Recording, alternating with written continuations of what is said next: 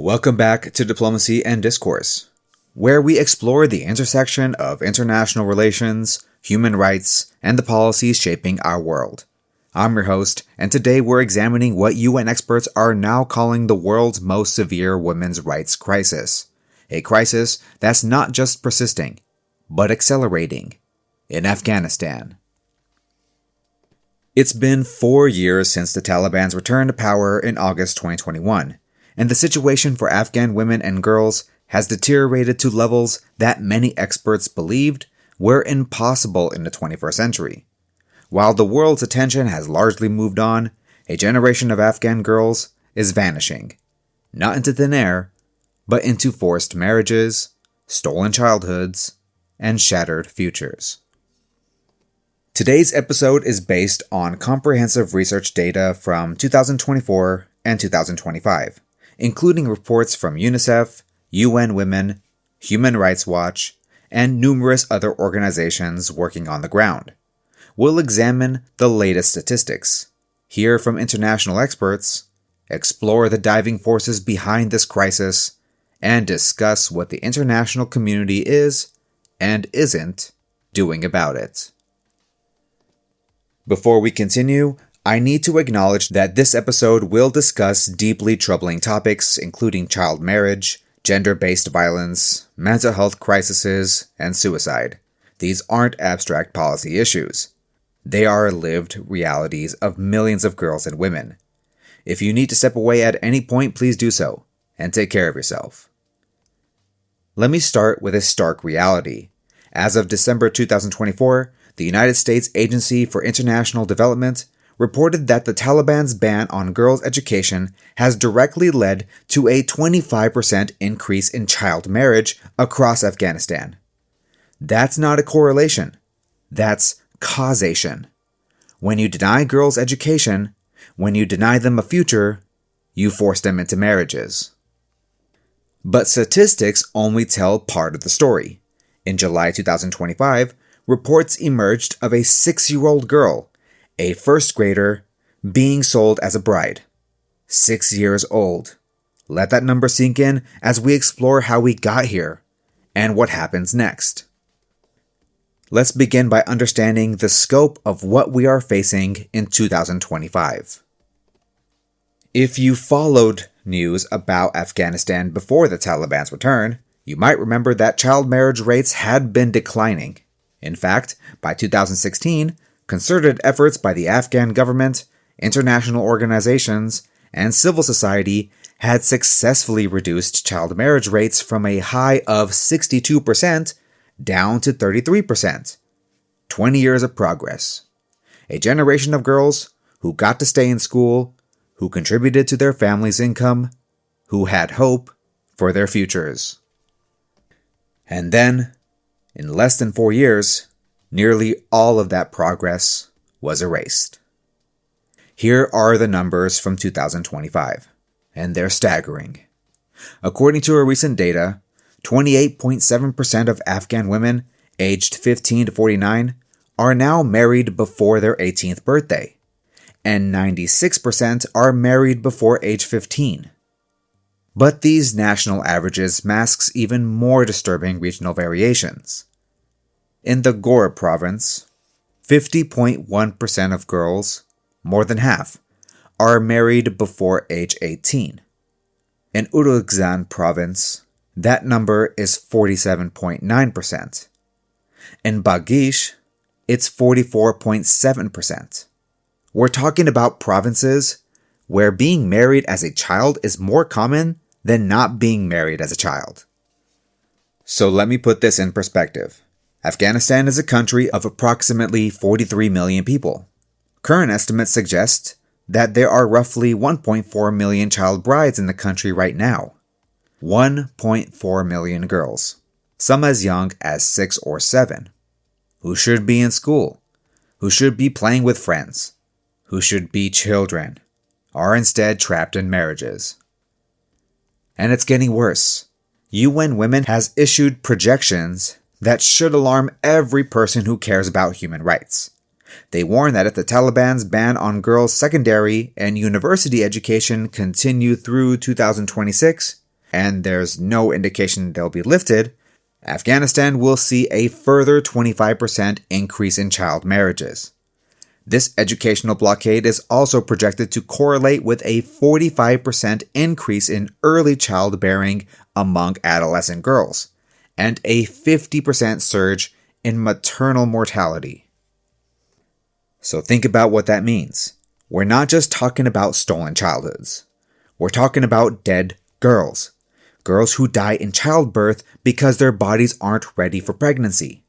Girls aged 10 to 14 who are 5 to 7 times more likely to die in childbirth than women in their early 20s. Afghanistan already has one of the highest maternal mortality rates in the world, 638 deaths per 100,000 live births. And we're about to watch that number climb even higher. So how did we get here? What's driving this catastrophic reversal? The answer lies in a systematic, deliberate dismantling of women's rights that UN experts have termed gender apartheid. Since August 2021, the Taliban have issued more than 50 decrees institutionalizing gender-based discrimination. These aren't random edicts. They form a comprehensive architecture of control that touches every aspect of a woman's existence. Let's start with education, because it's the linchpin. Girls have been banned from secondary schools since September 2021. They have been banned from universities since December 2022. And in December 2024, the Taliban issued a new directive prohibiting women and girls from attending both public and private medical institutes. Meaning, Afghanistan is now actively preventing the training of future female doctors, nurses, and midwives. Richard Bennett, the UN Special Rapporteur on Human Rights in Afghanistan, puts it plainly. The education ban is, quote, deepening poverty, gender-based violence, and child marriages, end quote, and will have, quote, devastating intersectional and intergenerational consequences, end quote. Here's why this matters so much. Education is the single most effective protective factor against child marriage. When girls are in school, they are not getting married. It's that simple. But when you close the schools, when you tell a family that their 12-year-old daughter will never be able to continue her education, never be able to work in most sectors, never be able to contribute to household income, suddenly that girl is transformed from an asset into a burden. And then there's the economy.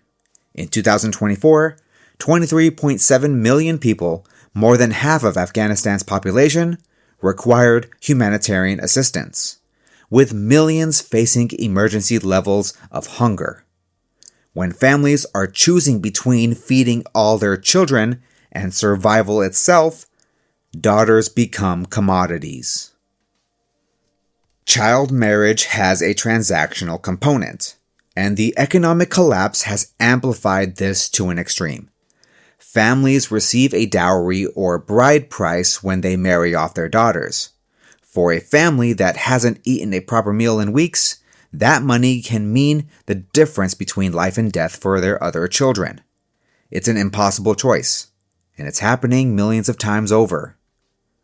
But there's a third factor, and it's perhaps the most insidious: the Taliban's enforcement mechanisms. In August 2024, the Taliban codified their restrictions in the so-called Law on the Promotion of Virtue and the Prevention of Vice, enforced by thousands of inspectors. Women must now cover their faces and bodies completely in public. They cannot travel without a male guardian, a mahram. They are banned from parks, gyms, sports clubs, beauty salons. They cannot work for most NGOs or in the civil service. Seema Bahous, the executive director of UN Women, explained in June 2025 that this repression is becoming more systematic and calcified, with not a single restrictive decree being reversed. She warned that this oppression of girls constitutes, quote, generational damage, end quote, normalizing gender inequality for an entire generation of boys being raised to believe women are inferior.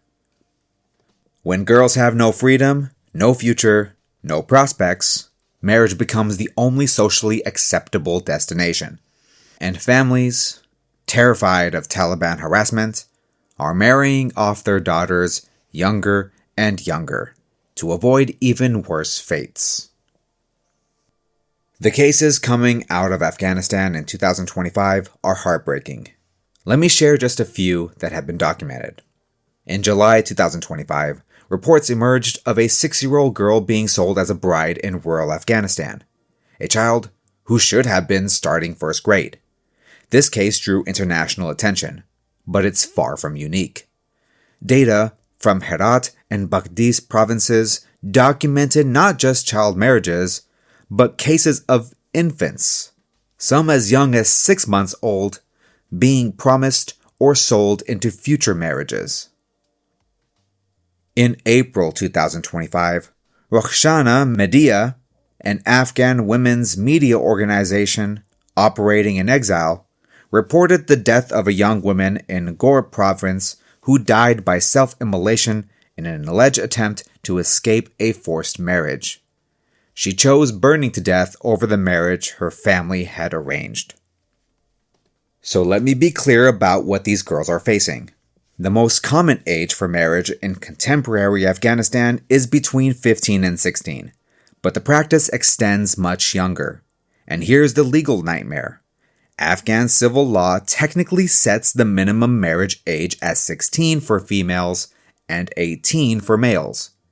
But, and this is a huge but, it contains a loophole allowing fathers or guardians to consent to marriage for girls below 16. Marriages under 15 are explicitly prohibited, but there's virtually no enforcement. With the Taliban having dismantled the previous government's legal frameworks, including the 2009 law on the elimination of violence against women, there is now no effective legal protection. Afghanistan has become a country with no functional minimum legal age of marriage. And the girls being forced into these marriages, they're marrying men who are often decades older. A 13-year-old bride to a 40-year-old man. A 14-year-old to a 50-year-old. These aren't marriages. These are systemic sexual abuse legitimized by poverty, tradition, and Taliban enforcement. The practice is also deeply tied to traditional customs that commodify women. Ba'dal is a practice where daughters are exchanged between families to cancel out bride prices. Ba'ad is where a girl is given in marriage to settle a dispute or repay a debt. These practices, rooted in patriarchal structures, are being employed with greater frequency as families grapple with financial ruin. There is also a horrifying new dimension to the crisis: the mass return of refugees. Afghan refugees have been forcibly expelled from Pakistan and are returning from Iran, many arriving with no assets, no income, no support networks. Reports from border provinces indicate that the risks of early marriage and trafficking of young girls have increased dramatically among returnee families. These families, already vulnerable, are being targeted by those who see desperate parents as an opportunity. The humanity of these girls is being erased. They are being reduced to economic transactions, to solutions for family disputes, to means of survival. And the international community's response has been, well, let's talk about that. The voices of international experts and officials have been remarkably consistent in 2025. This is a catastrophe. It's getting worse, and the world isn't doing nearly enough. Seema Bahous, UN Women's Executive Director, has been one of the most vocal. In her June 2025 briefing, she said something that should haunt us. Quote, "Afghan women have not given up, nor can we. We must not look away." End quote.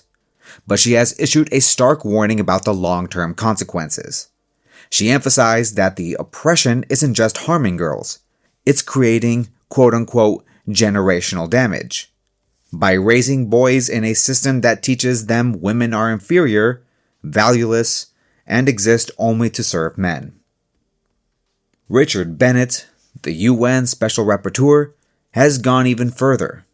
He describes the Taliban system as one of, quote, institutionalized discrimination, segregation, disrespect for human dignity, and exclusion of women and girls, end quote. In his December 2024 report, he directly connected the education ban to the surge in child marriage, warning of catastrophic consequences that will echo for generations. Bennett has also argued that what's happening in Afghanistan may constitute gender persecution, a crime against humanity under international law, and has advocated for the formal codification of gender apartheid as an international crime. The Taliban's response?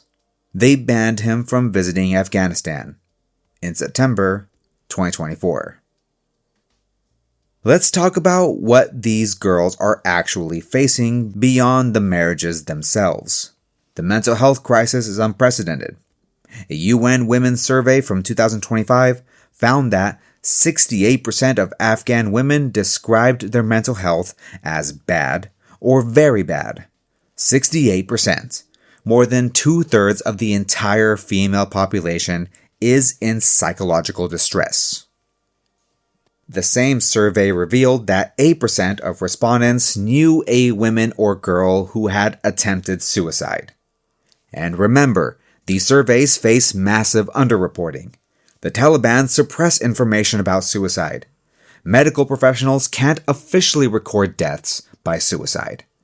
Cultural and religious stigma leads families to hide the true cause of death. Despite this underreporting, Afghanistan may be one of the few countries in the world where more women than men die by suicide.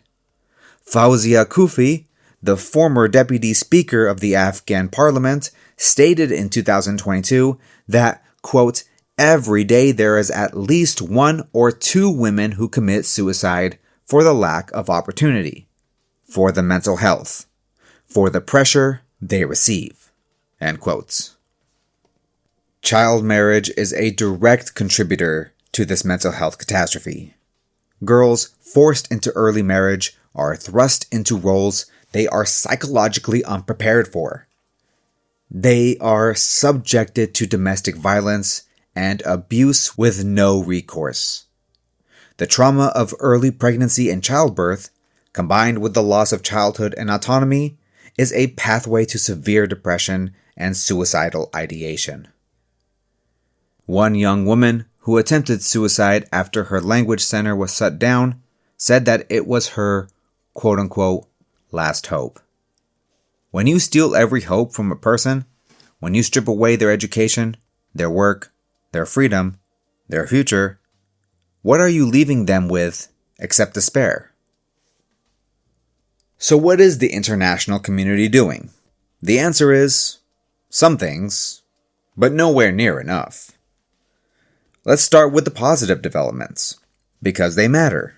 In September 2024, Germany, Australia, Canada, and the Netherlands announced they were initiating legal proceedings against Afghanistan before the International Court of Justice, the first ever case brought under the Convention on the Elimination of All Forms of Discrimination Against Women, the CEDAW, alleging that the Taliban's systematic gender-based discrimination violates Afghanistan's international treaty obligations.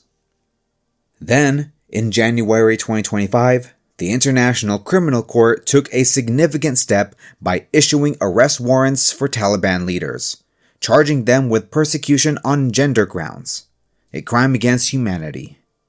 These are slow legal processes, but they are establishing crucial precedents that gender apartheid is an international crime, and that those who perpetrate it can be held accountable.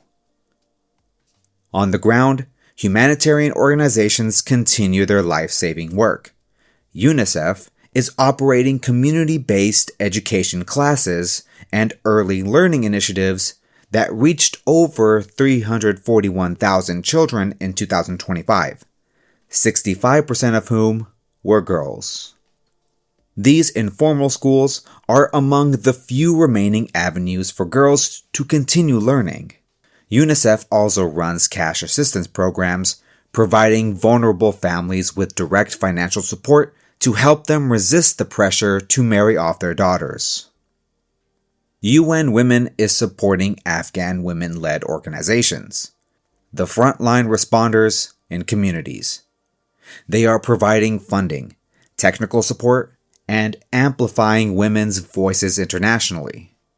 They have called for at least 30% of all aid to Afghanistan to be directed specifically to programs supporting women and girls.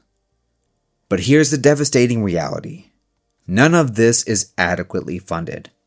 The UN's 2024 humanitarian appeal for Afghanistan received only 31% of required funding by November. 31%, less than one-third of what was needed.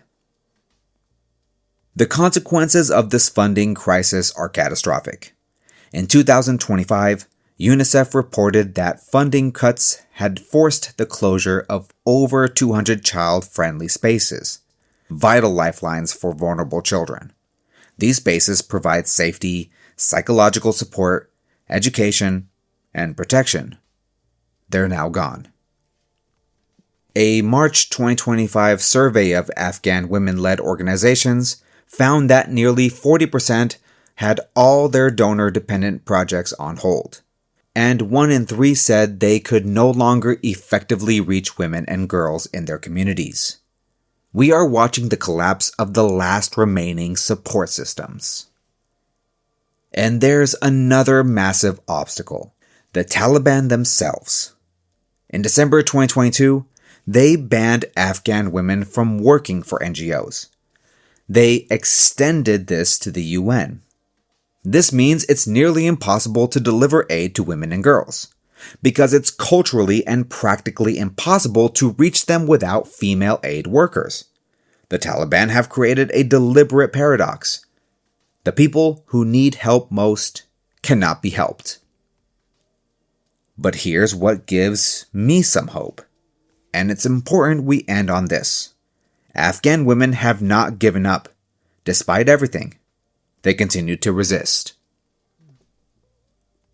The resistance of Afghan women in 2025 is remarkable, and it takes countless forms. Some are visible, most are not, but all are acts of extraordinary courage. Women have taken to the streets in protest, chanting, "Bread, work, freedom," a slogan that encapsulates their most basic demands. These demonstrations are quickly suppressed, often violently, but they keep happening.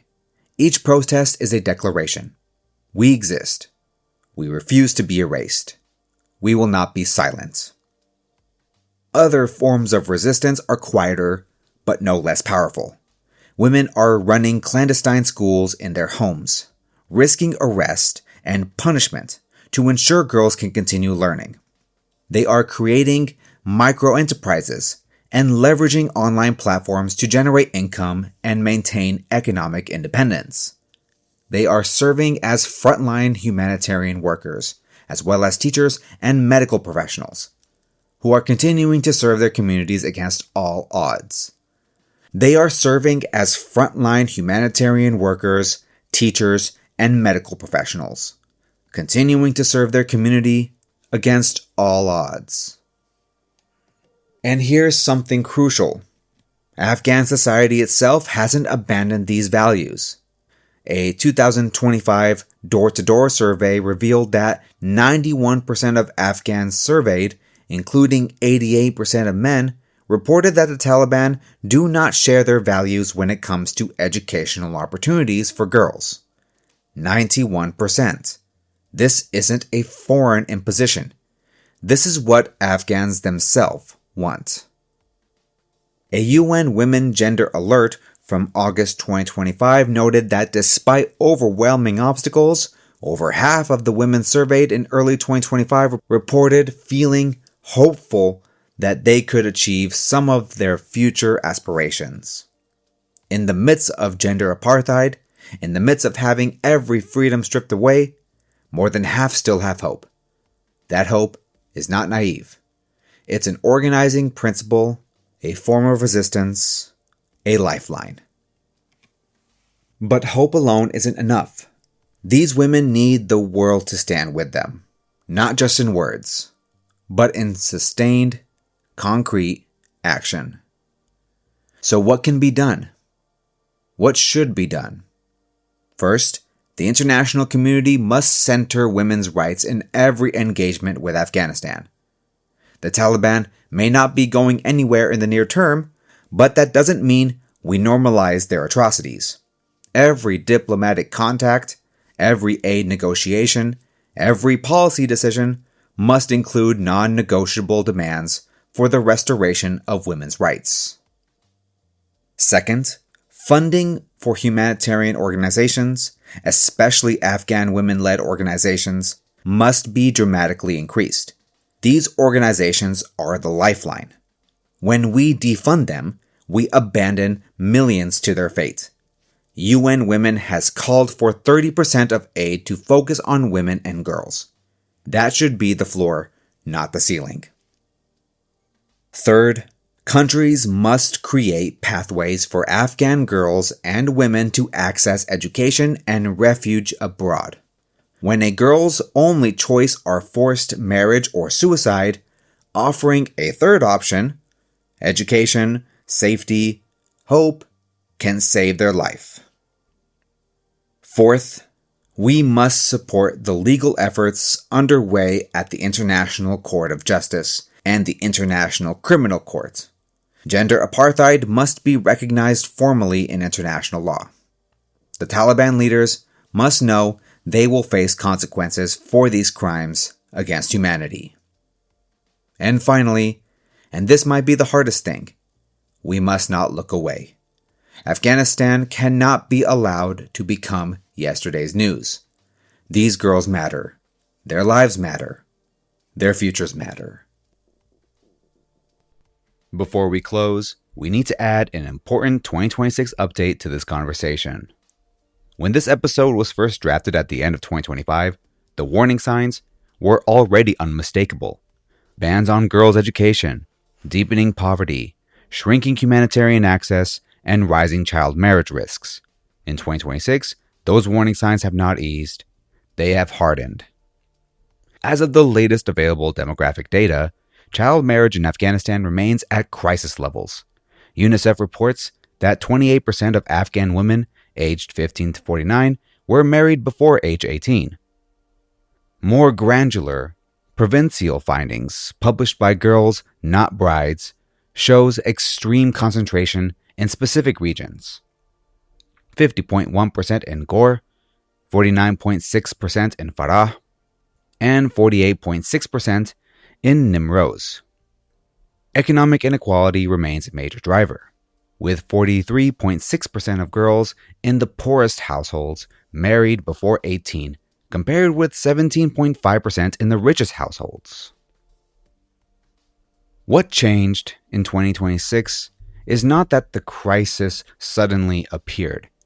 It is that policy direction and public reporting continued to reinforce an environment where girls are less protected, not more. In March 2026, CNN reported that the Taliban issued a decree permitting men to beat their wives so long as it does not result in broken bones or visible wounds. For girls in child or forced marriage, this is not an abstract legal concern. It effectively signals weakened protection from domestic violence in households where power is already profoundly unequal.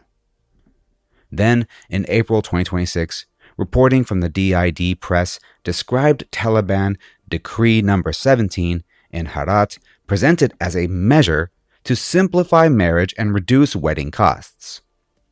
In an environment where families are under severe economic pressure, so-called marriage simplification can function in two ways at once, reducing immediate ceremony expenses while also normalizing earlier and faster marriage transactions for girls. In other words, affordability language can mask heightened risk. At the international level, criticism has intensified. Also in March 2026, the UN High Commissioner for Human Rights condemned Taliban policies and characterized conditions for Afghan women and girls as gender apartheid. That wording matters. It reflects a growing legal and moral framing. These are not isolated abuses, but part of a systematic architecture of exclusion that cuts across education, mobility, work, legal protection, and family life. Meanwhile, the underlying pressure mechanisms identified earlier remain active. Widespread economic insecurity, restrictions on girls' schooling, and family-level survival strategies that can push daughters into early marriage. UNICEF had already warned that families were, in some cases, arranging future marriages for infants and very young girls in exchange for dowry support. The persistence of these dynamics into 2026 suggests that without sustained protection programming, legal accountability, and direct support for vulnerable families, child marriage risk will continue to rise. So if there is one key 2026 takeaway, it is this. Afghanistan's child marriage crisis is no longer only about emergency deterioration after 2021. It is now about normalization. And normalization is dangerous because once injustice becomes routine, it disappears from headlines while continuing in homes, villages, and courts. The task ahead for the international community remains urgent. Maintain humanitarian financing, protect and expand cash assistance for at-risk households, support women-led protection networks, and insist that girls' rights are non-negotiable in every diplomatic forum. Afghan girls cannot wait for a better news cycle. As we close today's episode, I want you to remember that number, 1.4 million. 1.4 million child brides in Afghanistan right now. Each one is a girl with dreams that have been stolen, a future that has been erased, a childhood that's been obliterated. Around 5 years ago, when the Taliban returned to power, many of us feared the worst. The worst has come to pass, and it's still getting worse. But as long as Afghan women continue to resist, as long as they continue to hope, as long as they refuse to be erased, we have a moral obligation to stand with them. Thank you for listening to Diplomacy and Discourse. This episode's script was originally written at the end of 2025, and due to circumstances that prevented publication last year, the recording was recently edited and released in 2026 for this published version. We have also added a dedicated 2026 update section so the latest developments are reflected alongside the original 2024 to 2025 research base and resource list. Until next time, stay informed, stay engaged, and refuse to let the world forget Afghanistan's women.